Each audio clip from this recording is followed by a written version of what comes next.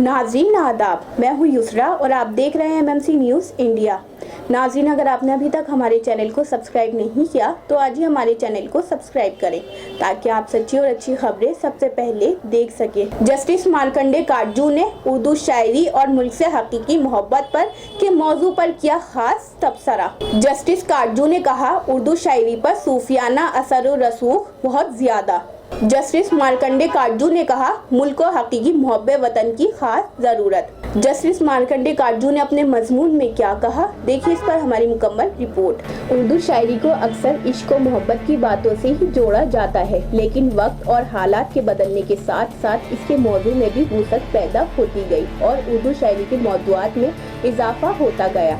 इसमें आमतौर पर मुल्क से मोहब्बत जैसे अहम मौज़ूआत पर शायरी की जाने लगी। उर्दू शायरी का सबसे अहम और ख़ास मौजू इश्क हकीकी यानी खुदा से मोहब्बत जैसे अहम मौजू पर बड़े पैमाने पर शायरी की गई। इसी पस मंज़र में रोज़नामा इनकलाब ने जस्टिस मार्कंडे काटजू का एक मजमून शाया किया है, जिसकी सुर्खी है उर्दू शायरी और मुल्क से हकीकी मोहब्बत। तफसीली मजमून कुछ इस तरह है। उर्दू के अजीम शायर गालिब का एक मारूफ शेर है, इश्क ने गालिब निकम्मा कर दिया वरना हम भी आदमी थे काम के।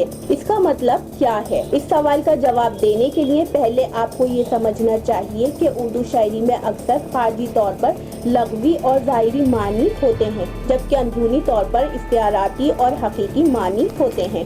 मिसाल के तौर पर फेस के शेर को देखें, गुलों में रंग भरे बातें नौबहार चले, चले भी आओ के गुलशन का कारोबार चले। अब शेर के लग़वी और ज़ाहिरी मानी ये हैं, फूलों में नए मौसम में बहार की रंगीन हवा चल रही है, साथ चलो ताकि बाग का काम किया जा सके। लेकिन फैज़ इस शेर में ये कहना नहीं चाह रहे हैं। इस शेर में लफ्ज़ गुलशन को लफ्ज़ी तौर पर नहीं समझना चाहिए, इसका मतलब हकीकत में मुल्क है, ना ही शेर में पहले मिसरे को लफ्ज़ी तौर पर समझना चाहिए।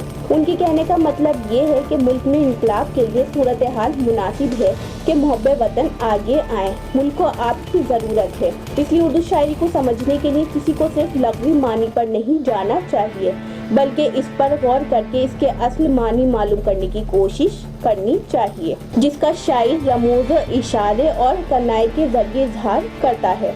लफ्ज़ इश्क जो उर्दू शायरी में कसरत से पाया जाता है, इसको गलत फहमी के नतीजे में मर्द और औरत के माबेन जिस्मानी मोहब्बत और कशिश को समझ लिया जाता है, लेकिन यह आमतौर पर इसका असली मकसद नहीं है। उर्दू शायरी पर सूफियाना असर और रसूख बहुत ज़्यादा है और सूफिया के नज़दीक लफ्ज़ इश्क औरत से नहीं बल्कि खुदा से मोहब्बत का नाम है, जिसको इश्क हकीकी भी कहा जाता है। उर्दू शायरी में लफ्ज़ इश्क के मानी एक मिसाली उम्दा उसूल के लिए जुनून है, जिसके लिए कोई शख्स बेगर्ज होकर तमाम राहतों और यहाँ तक कि अपनी ज़िंदगी को नछावर करने के लिए तैयार रहता है। गालिब लिखते हैं, इश्क पर जोर नहीं है ये वो आतिश गालिब के लगाए न लगे और बुझाए न बुझे। यहाँ एक बार भी लफ्ज़ इश्क को मर्द और औरत के माबेन महज जिस्मानी कशिश के तौर पर नहीं समझना चाहिए। इसका मतलब है ये एक शदीद जुनून जिसकी अक़ली तौर पर वजाहत नहीं की जा सकती है और जो आग की तरह इंसान को खाफतर कर देता है। यूरोप में अजीम मुफक्किर वोल्टेयर ने अक़ल व इदराक पर जोर दिया, जबकि उन्हें के पाया के मुफक्किर रोसो ने कहा कि जज्बात और एहसासात के बगैर महज अक़ल व इदराक से इंसान खुदगर्ज हो जाता है, जो मुल्क या दूसरों के लिए कुछ नहीं कर पाएगा। सभी अजीम इनकलाबी इस लिहाज से अपने एहसास में इश्क रखते हैं, यानी अपने मुल्क की खिदमत करने का एक बेलूस जज्बा, जबकि उन्हें अपनी जान समेत सब कुछ खोने का खतरा लाहक होता है। अमेरिका में जॉर्ज वाशिंगटन एक बहुत ही अमीर ज़मींदार थे, लेकिन जब उनसे बरतानी हुक्मरानों के खिलाफ अमरीकी जंग आज़ादी में कॉन्टिनेंटल फोर्स तश्कील देने और उसकी क़यादत करने की अपील की गई तो उन्होंने उसे कबूल कर लिया, हालांकि वो खतरा मोल ले रहे थे। अगर इस जंग में अंग्रेज फातेह होते तो उन्हें अपनी जान से भी हाथ धोना पड़ता।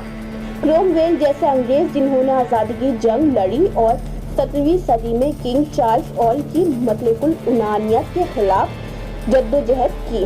फ्रांसीसी इनकलाब के 1789 के अजीम रहनुमा रोबेस्पियर, मारात और रूसी रहनुमा लेनिन सभी में इश्क की आग मौजूद थी, यानी अपने मुल्क की बेलूस खिदमत करने का एक शदीद जज्बा उनमें मौजूद था।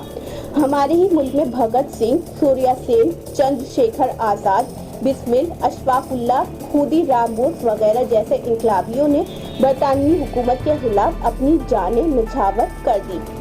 और ये भी मुल्क के लिए इश्क ही था।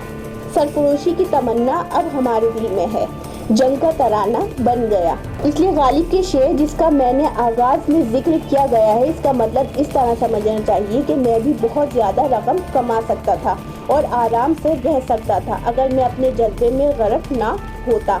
यहाँ उनकी मुराद अपनी शायरी से है। आज जब हमारा मुल्क माशरती, माशी और सियासी चैलेंजों का सामना कर रहा है, ऐसे में हकीकी मुहब्बे वतन जिनके अंदर इश्क हो, उनकी बड़ी तादाद में ज़रूरत है ताकि वो आवाम की मुश्किलात को दूर कर सके। तो ये था नाज़रीन रोज़नामा इंकलाब में शाया जस्टिस मार्कंडे कार्टजू का मजमून।